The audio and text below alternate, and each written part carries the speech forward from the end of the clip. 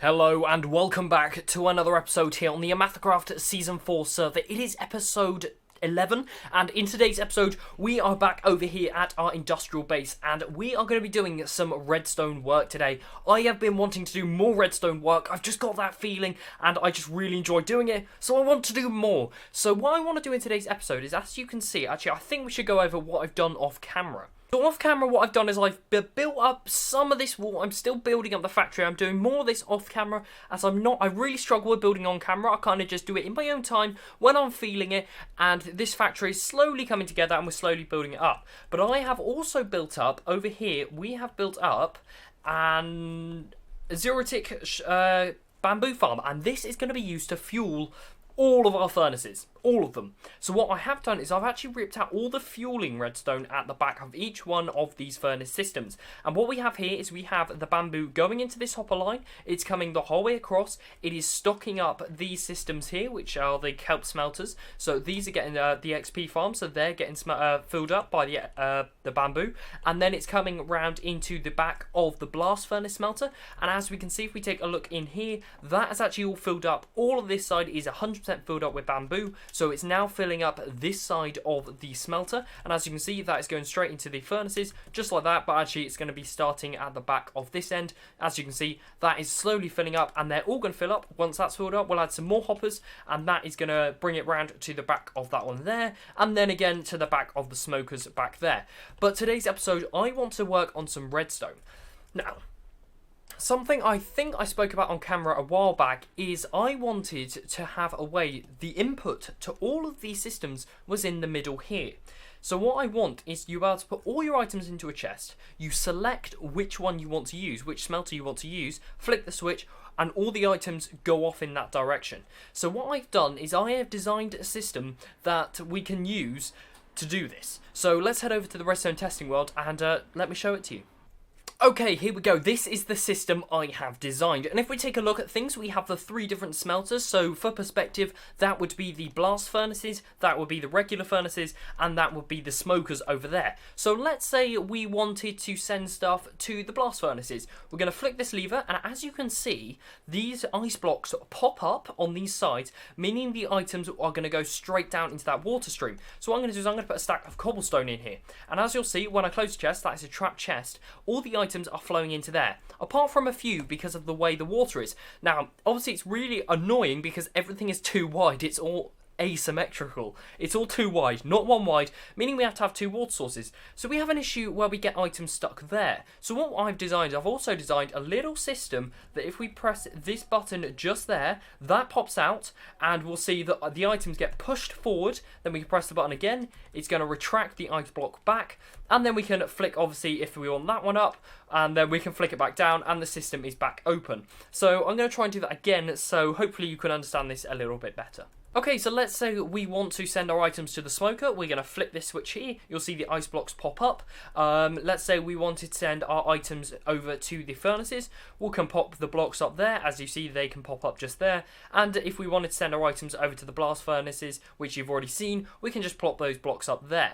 Now, this button over here, we have this piston extender which pops out and pushes whatever block there forward. So if we hit this button, we can see that in action. They pop forward and then they go backwards. We do have to activate it twice, but that doesn't really matter as it means we can put loads of items into the system and then activate it at the end. So there's no timings we have to rely on at this point, which is really a nice feature. And obviously when we're using this here, when we're using the regular furnaces, we don't need to worry about using that at all because that would just block off the water. If we just do that, as you can see, that just blocks off the water like that. But obviously we can open it back up with that button there.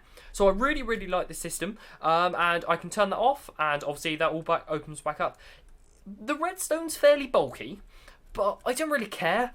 I really like it. I really enjoy putting this together. It's really good fun to make and design and all that kind of business. So yeah, I really enjoy making this. So this is what I want to build in today's video.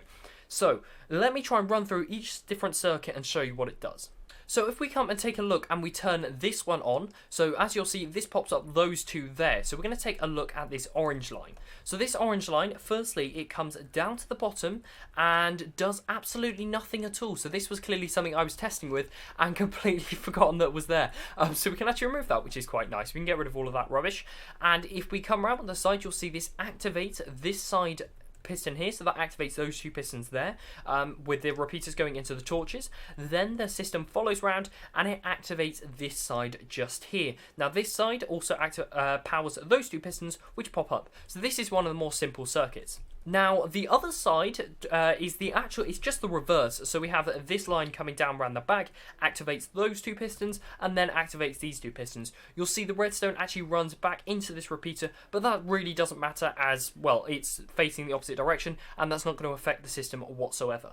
So if we unpower those two, as you can see, they will just open up as normal. So now let's take a look at these two. So if we pop those two blocks up just there, we'll see that if we come down here, this is the green line. If we follow this line down, it's a bit snaky because when I was trying to fit in these piston extenders up there, if we follow this green line down, we'll take a look at down here. It goes into the torches and again runs into these torch towers up here. I was trying to not make that happen, but I couldn't squeeze the redstone in so it wouldn't affect any other of the pistons, because if I tried to power these, it would also power these side ones and block things off. So we've had to bring the torch towers down, which doesn't really matter. It just means the redstone is a little bit deeper. Now if we take a look at the piston extenders, and what I'm going to try and do is I'm actually just going to break open this here so you can take a look at what is actually going on. So if we press that, you'll see those pistons get shot forward. That one activates because of the observer in the back of it, and then pushes whatever block there forward. And obviously when we do this again, it's actually then going to retract the item backwards. So that's a really, really simple extender, and I believe down here, yes, I have this system down here so you can take a look at things even smaller. So if we activate that button, you'll see that goes forward and activates, but then if we do it again, it goes forward. So that's a really simple system. We have two sticky pistons, one observer, and another sticky piston at the back. So this is actually, to be fair, a really simple system. To activate this, we have the yellow line which comes down here. We can break that block there. This comes down here and these observers detect it. They both go off at the same time and push pistons forward and do all their business. So this is a really, really nice and simple system. We also have the item dispensing system, which is again really simple. Because we have two dispensers, we only need one comparator. They're both going to fill up at the same time. So when this detects an item, it's going to push this observer down into this clock. This observer is then going to flash, put a pulse through these repeaters here till it's empty. So it's a really nice emptying system just like that. So this is what we are going to build on the OmathaCraft Season 4 server. Okay, so as you can see, I've cleared out the space we need. This is probably a bit more than we need, but it doesn't really matter. I've done a bit of digging. Obviously, we've got the haste beacon now, so it was really quick and easy to dig all of that up. For reference, I've obviously kept the two ice blocks in the middle. We've got the two dispensers will be sitting here. The hopper's on top of them.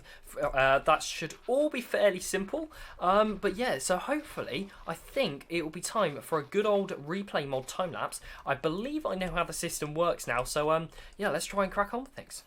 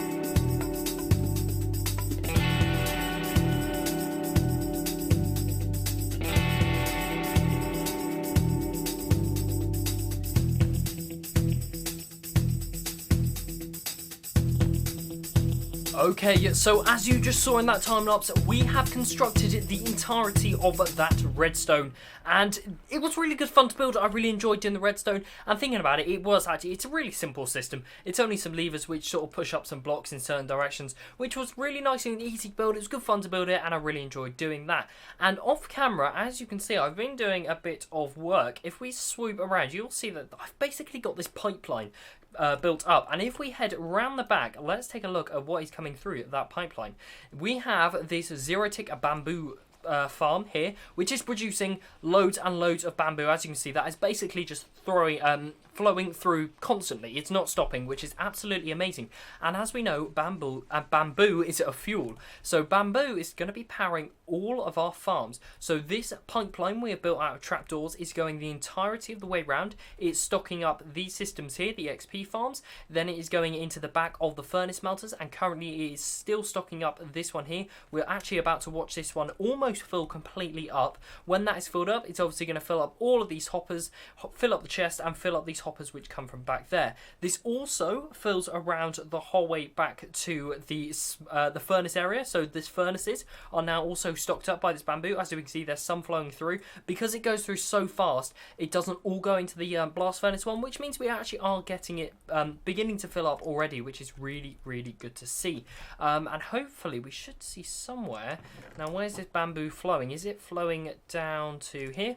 Nope, it's going into, yes, this one here. We can actually remove that from there, and we'll see that actually, yeah, all of this is beginning to fill up, which is absolutely brilliant. And yeah, if we head around the back, it's also, as you can guess, linked up to the smokers as well, which I'm guessing hasn't had much filling up, as most of the bamboo hasn't made it this far around. We also have a lot of this but we have some storage back here, and Vicious Spy completely put me off there.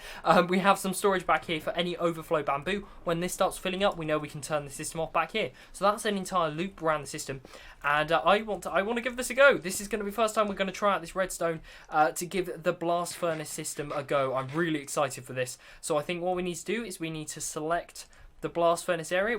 I have checked, I believe there is enough fuel in each one. As you can see, there's at least 64 on each one. That should be fine. We have 2 stacks of sand here, so what we're going to do is we are going to put 4 stacks of 5 stacks? I'm going to do 4 stacks. We're going to put 4 stacks into the system like that. As you can see, that is shooting forward. This is great to see, and when that goes through the system, I'm going to put that back in the chest there.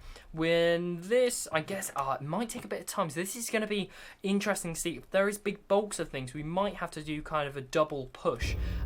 So if we keep watching this, as you can see, only half of that has gone on. Maybe I've broken some of the redstone, which there is a possibility of that. So we'll keep watching this go through, and hopefully, yeah, as you can see, that's still building up quite a bit in there. Now I'm thinking, this is actually, it's not quick enough, is it? So possibly, maybe we need to link up some kind of system which is going to allow us to bulk, just throw it into the water. I think that might just be a good way, breaking some of the glass or making some kind of better looking system. And yeah, that's it. So then we hit the button just like that. That'll get shot forward, and as we can see, that gets off on its way. Now, yeah, so this, I don't know why these furnaces over here haven't gone on, but these ones over here have, and actually, yeah, we can see that glass going through, and there's also, it's not flowing, right, that's just because these are blocked, it seems. Yeah, it looks like I've got some fiddling around to do. So yeah, I'm still trying to work out why that, so now the M one's come on, but that one hasn't. There's like 10 sand in there now. Right. So it seems we might have to do some fiddling around with the redstone and bits and pieces. Maybe we need some kind of lock mechanism. So yeah, it seems I've messed up all the timings actually. But we should see that go off, and hopefully we got 4 stacks of sand in there. But that's now got 21 in there. And yeah, so it seems I've got some timings to do. So what I'm thinking is maybe we can take a comparator output from down here. When that goes off, it will then activate the system. And maybe we just wipe out all of the redstone, and it will lock the items into the input chest up there, and then unlock it, and then they'll go into the system. So maybe we have to do something like that. But yeah, because it should be going on both sides. So that's a bit of a pain that it's been doing that. But that's good to test it, and basically we know that this works, but it just needs some tweaking with the actual redstone now to make the system work. But obviously we can unflick the system, and yeah, it's back to how it was. And as we can see, we have the 4 stacks of glass in there. So I'm going to have a peek at the redstone, see what's going on, and see if we can make some adjustments and try and fix this.